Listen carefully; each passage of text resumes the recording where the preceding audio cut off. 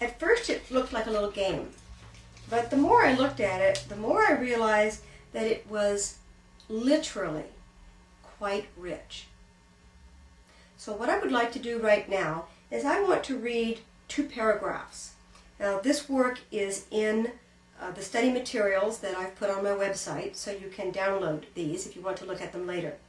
But in this particular moment, I'm going to invite you to simply listen. And what this is this is an exercise that a psychology team dreamed up, and it is designed to develop sensory imagination. I find most people don't really need to develop their sensory imagination. They may need to practice it, and they may need to identify it, and they may need to accept it, but they don't really need to develop it as much as they might think they do. So I'm going to read these 2 paragraphs and invite you to simply hear the words and notice what happens to you in your body.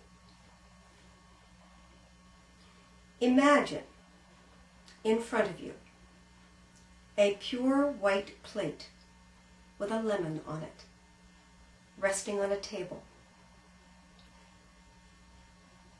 See the glossy yellow of the lemon's skin against the whiteness of the china plate. Notice the texture of the lemon. It looks clean and fresh. There is a knife on the table next to the plate. Now imagine that you are picking up the knife.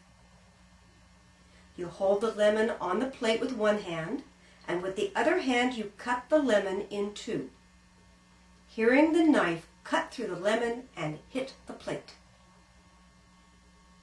As the keen edge slices into the lemon, the juice runs out onto your fingers and onto the plate.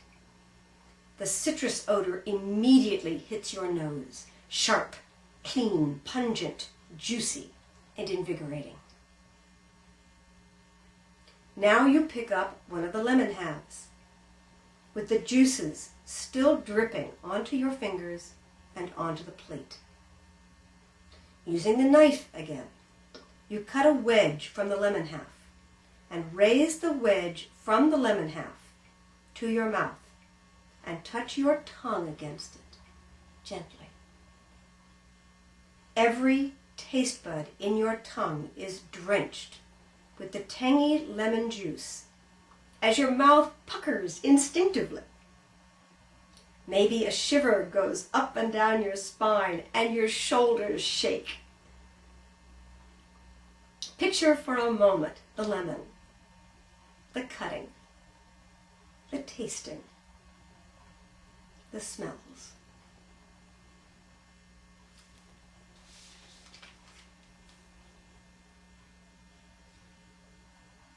What I considered when I found this little exercise, and they go on, they go on, for instance, their point is to invite you to write your own version of this by having experienced one version to write your own.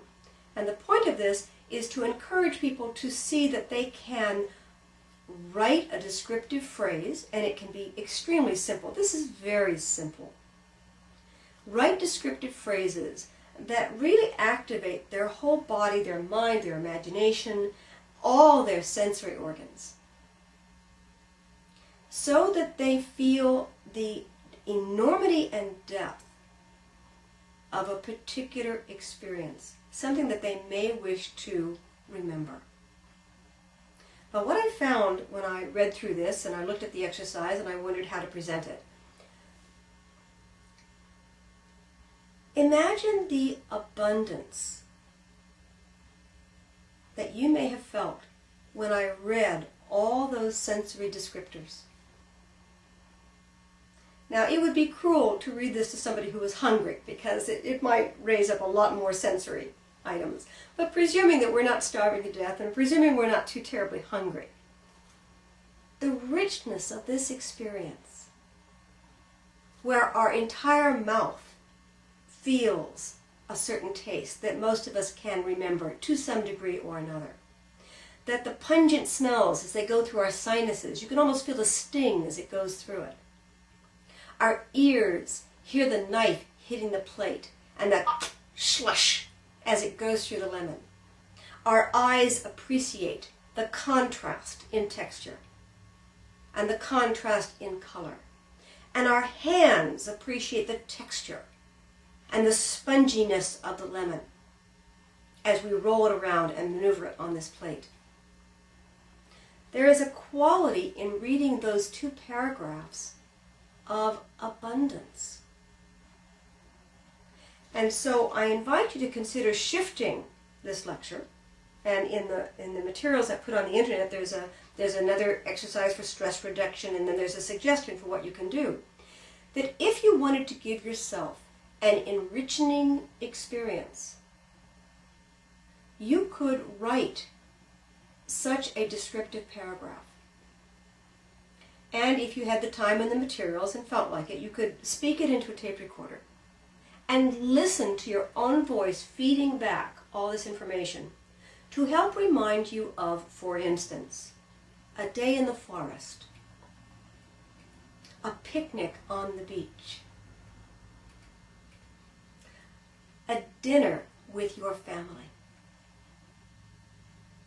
a rock concert where you are surrounded on a sensory level by hundreds or thousands of people, and your ears are bringing in the noise, and the rhythms are coursing through your body, and you can feel the drum beat from the floor, and the strobe lights are flashing. This is a rich experience. And what I finally realized, it was more important to bring forward in this session the idea that we can enrich ourselves more easily than most of us are used to doing.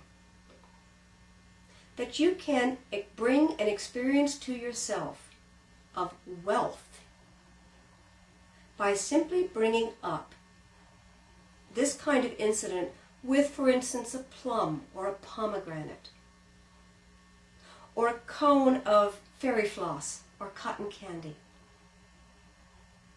That you can bring this up by imagining the sensory experience of lying in a grassy field and being surrounded by the air and the warmth and the sun and the smells, the moisture coming in from the earth, even the little hints that there's an ant or an animal or an insect underneath you trying to get out from under you. That these experiences that we take for granted so often are, to some extent, the richness of our life on this planet. And especially if you want to remember an event with a small child or a beloved or a warm family gathering or a gathering of friends. This is what I was referring to, that people who grow older and who become wise, which is not guaranteed for us, this is what they remember. This becomes what is precious. Not their bank account. Not the fact that they were worried one day and overcame a difficulty, although there's some pleasure in that if you can accomplish that.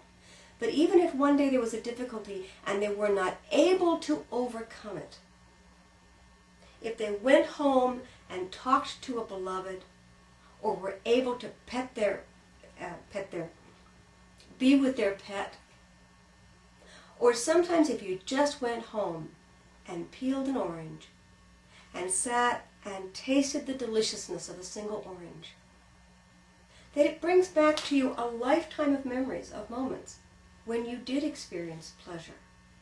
And it assists you in balancing out the strain and stress of a particular moment. So that's why I brought this forward, is I suddenly got, this is abundance. Abundance is in the mind. And that's what I feel that the lecture is bringing, is acceptance is an attitude. Abundance is an attitude. If you think you don't have enough, you don't feel abundant. But when you feel that your needs have been met sufficiently, it doesn't matter what it looks like. It doesn't matter where you live or what you wear or what you do for, none of that really matters. What matters is your attitude towards it.